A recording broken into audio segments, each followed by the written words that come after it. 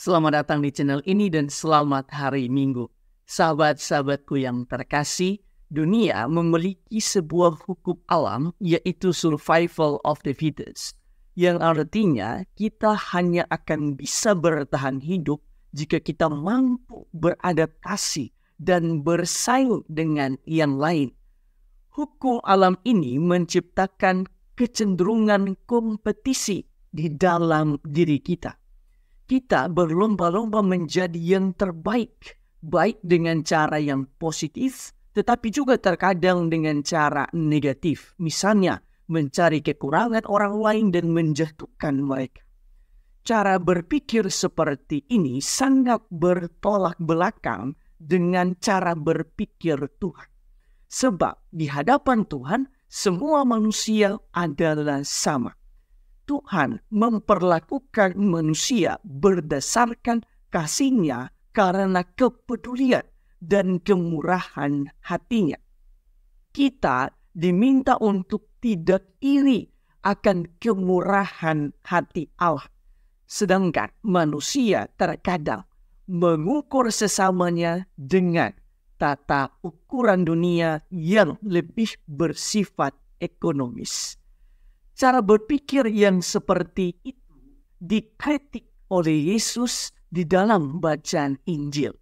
Dengan memberikan perumpamaan tentang para pekerja kebun anggur dan upah mereka, Yesus hendak mengkritik orang-orang yang merasa lebih dari yang lain di hadapan Allah dan merasa paling saleh, paling suci, sehingga minta untuk diistimewakan.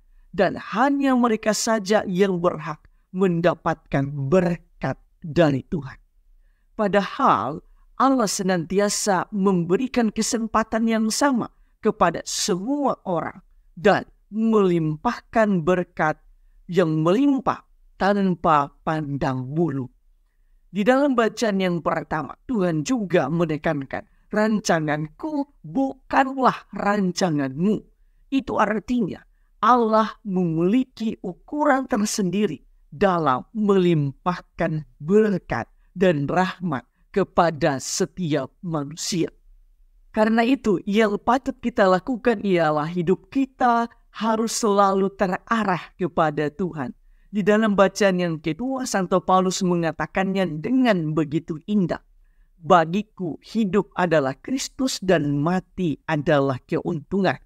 Semangat hidup seperti ini akan membuat kita senantiasa bersyukur di dalam segala kondisi hidup kita.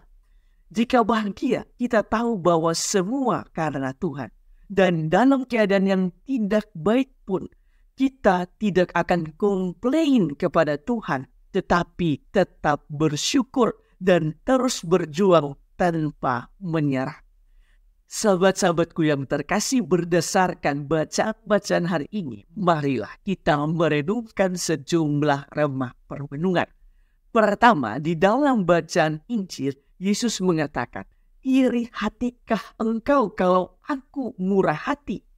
Salah satu permenungan indah dari sabda ini ialah, kita tidak boleh iri hati dengan segala berkat yang diterima oleh orang lain.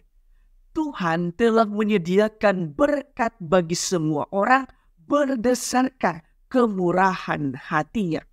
Jika orang lain mendapatkan berkat, maka itu berarti adalah saat yang tepat menurut Tuhan untuk memberkati mereka dengan rahmat tersebut.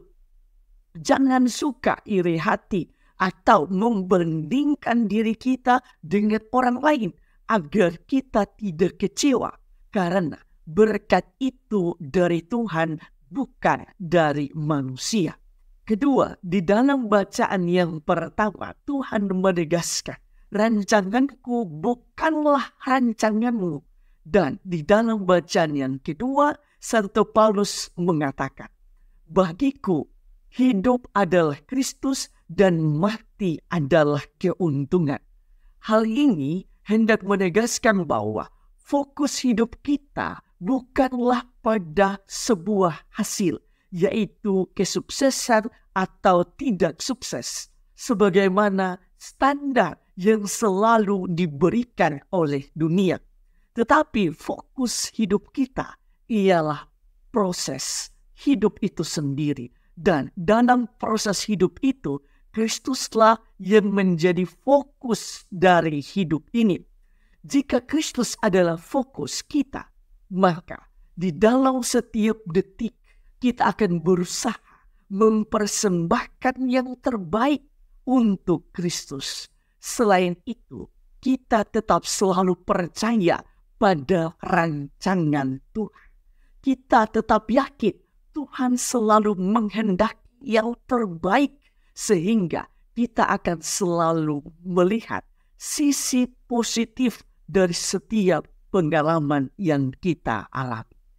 Ketiga, bacaan-bacaan hari ini mengantar saya pada sebuah permenungan bahwa tidak ada satupun orang yang ditakdirkan berdosa, menderita, atau yang lainnya. Sebab Tuhan memberkati kita dari kemurahan hatinya.